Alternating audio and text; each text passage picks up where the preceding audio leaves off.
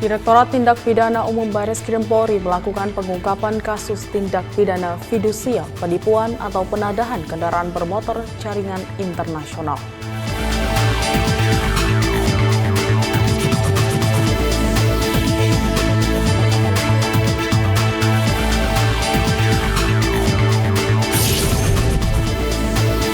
Imbas aksi tawuran di Jalan Basuki Rahmat, Jakarta Timur, seorang personil Samapta Polres Metro Jaktim dirawat intensif di RS Polri Kramat Jati karena mengalami luka di bagian vitalnya.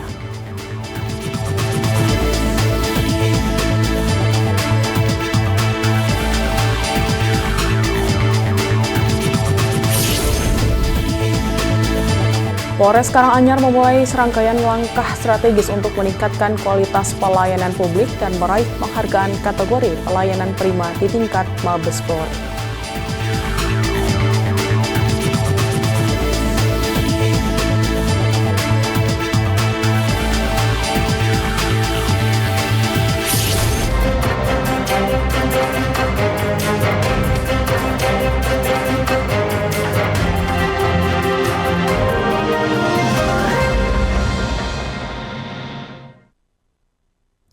Selamat pagi pemirsa, Presisi Pagi kembali hadir untuk Anda. Seperti biasa, selain 3 berita utama tadi selama 1 jam ke depan, kami juga telah menyiapkan sejumlah informasi terkini lainnya. Bersama saya Bribda Tamara, inilah Presisi Pagi selengkapnya.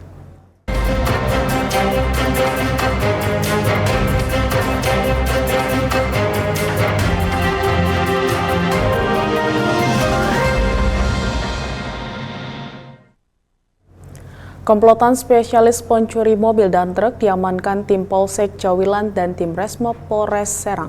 Keenam pelaku komplotan spesialis pencurian mobil dan truk tersebut ditangkap usai beraksi mencuri kendaraan milik perusahaan ekspedisi di Desa Kareo, Kecamatan Jawilan. Sebanyak 6 orang komplotan pelaku spesialis pencuri kendaraan roda 4 termasuk truk yang beraksi di wilayah Kabupaten Serang berhasil diamankan tim Polsek Jawilan dan Resmob Polres Serang. Hal tersebut disampaikan Kanit Reskrim Polsek Jawilan, Ibda Arif Rifai, saat konferensi pers di Mapolres Serang. Menurut Ibda Arif, komplotan yang berjumlah 6 orang pelaku tersebut beroperasi di wilayah hukum Polda Banten berhasil diamankan usai beraksi mencuri kendaraan milik perusahaan ekspedisi di Desa Kareo, Kecamatan Jawilan, Kabupaten Serang, Banten. Tak butuh waktu lama, dalam waktu 3 hari, 6 pelaku berhasil diringkus polisi. 1 di antara mereka ditembak polisi pada bagian kaki karena berusaha melawan. 6 pelaku ditangkap aparat kepolisian di 4 lokasi berbeda, yakni di wilayah Kabupaten Bandung, Jakarta, dan Banten, di mana kendaraan truk yang dicurinya ditemukan polisi dalam kondisi terpotong pada bagian kepala truk. Ada 4 titik ya, berawal dari di Bandung, terus dikembangkan ke Jakarta, Ciruas, dan Pandeglang. Pencuriannya kejadiannya di Kampung Kareo, Kecamatan Jawilan.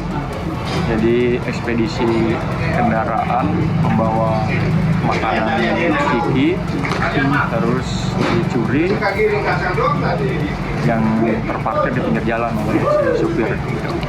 Mobil kontainer muatan ciki berhasil ditamankan karena memang ini para pelaku spesialis pencurian R4. Alhamdulillah 3 hari setelah kejadian berhasil kita amankan, namun memang kondisi mobil sudah dipotong-potong. Pelaku ini merupakan residivis atau pemain baru atau pemain lama? Pelaku ini berdasarkan keterangannya baru tertangkap kali ini, cuman sudah melakukan sebanyak 4 kali di wilayah hukum Polda Banten. Kini, ke-6 pelaku mendekam di sel Mapolres Serang, dan atas perbuatannya, ke-6 pelaku dijerat pasal 363 dengan ancaman hukuman 7 tahun penjara. Dari Humas Polres Serang Polda Banten melaporkan untuk Polri TV.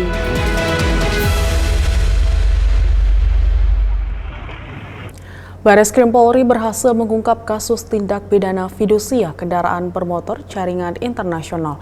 Tindak pidana fidusia kendaraan bermotor ini dilakukan di 6 lokasi di Pulau Jawa dan melibatkan 7 orang tersangka.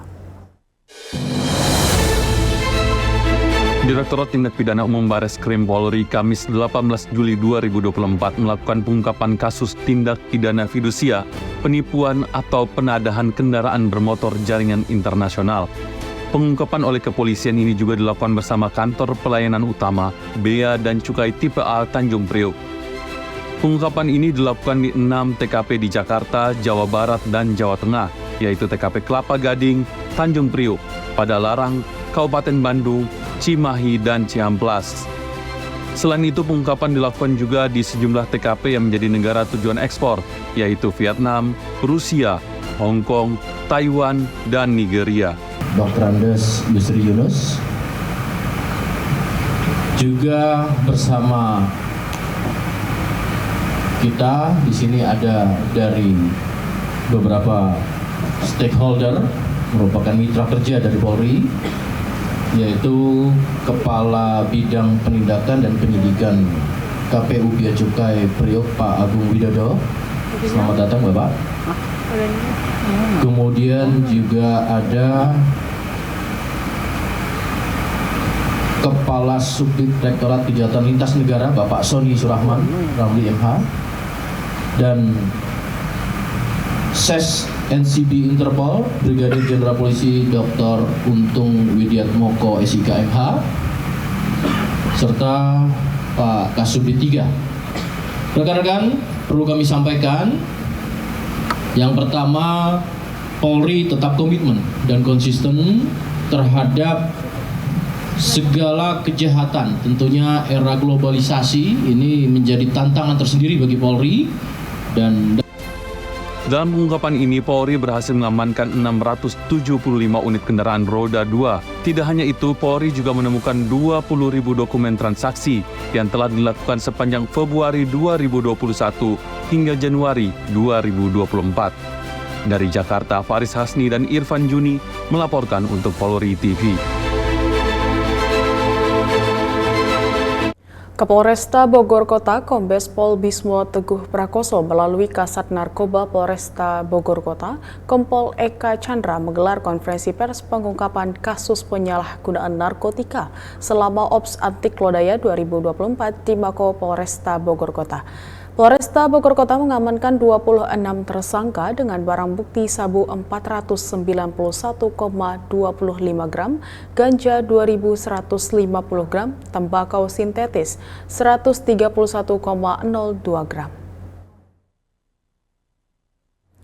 Dalam Ops Anti Lodaya 2024, Polresta Bogor Kota berhasil mengamankan 26 orang tersangka pengedar narkotika dengan rincian pengedar sabu sebanyak 11 orang, di mana dalam pengungkapan pengedar sabu tersebut terdapat seorang tersangka inisial TD yang merupakan residivis kasus yang sama pada tahun 2020.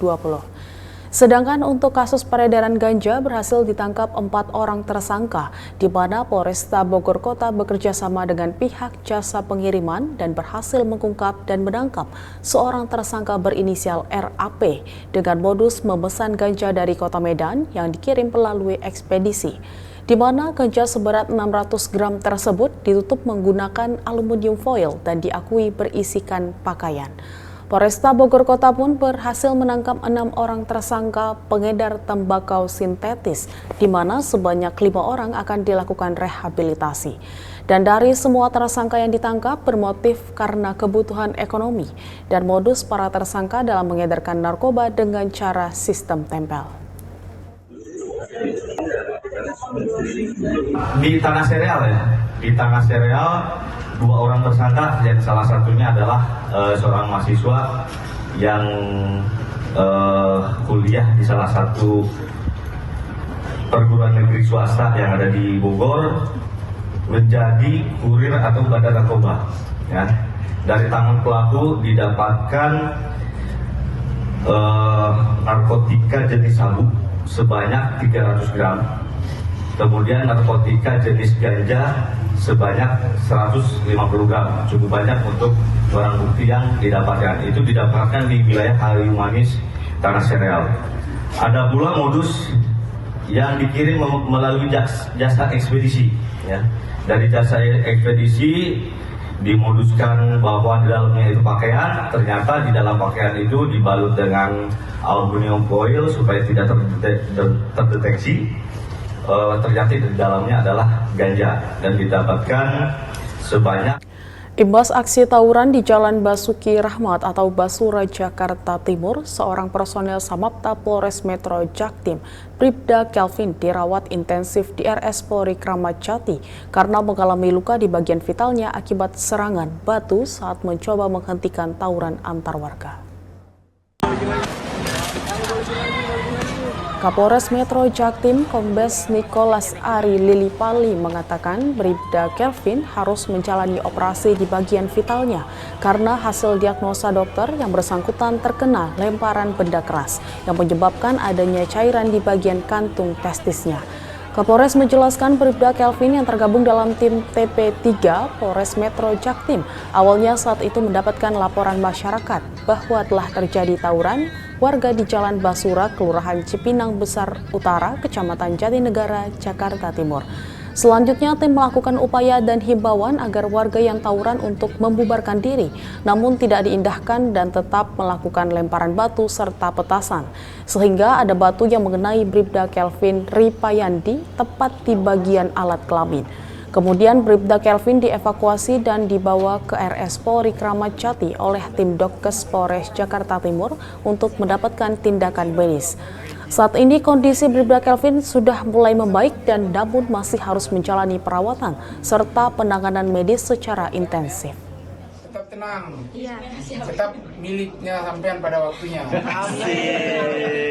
Polda Metro Jaya menetapkan 2 tersangka pengeroyokan jurnalis salah satu TV swasta saat sidang Syahrul Yassin Limpo, mantan Menteri Pertanian.